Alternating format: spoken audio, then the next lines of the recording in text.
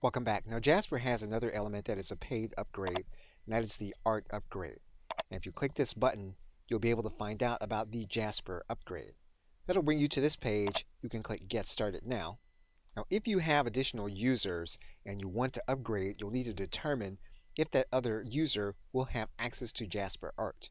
If you don't want the other user, you can untick that user, and then you will pay an additional amount for Jasper Art.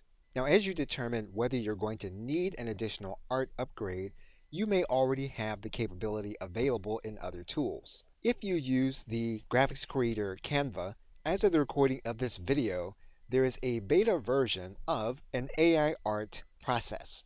If you are logged into your account, and you go to your favorite search engine and you type in AI image generator, you will be able to find the beta version as the recording of this video. And if you are logged into your account, you can then click Generate AI Images. You will then be able to use Canva as you always have. You can choose to use your AI art creator inside of an existing design or in a new design. You will determine the size of your image. You'll then click Create New Design. You will then be inside of the AI art generator. You can then write in your parameters. Once you've written in your parameters, you can then click Generate Image.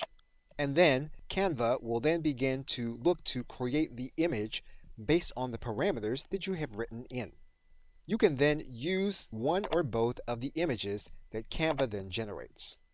And if you don't pay for Canva, you will find other generators available given your search. You will want to make sure that you stick with a branded solution so you will not run into any copyright issues. Okay, so with that, thanks, and I will see you in the next video.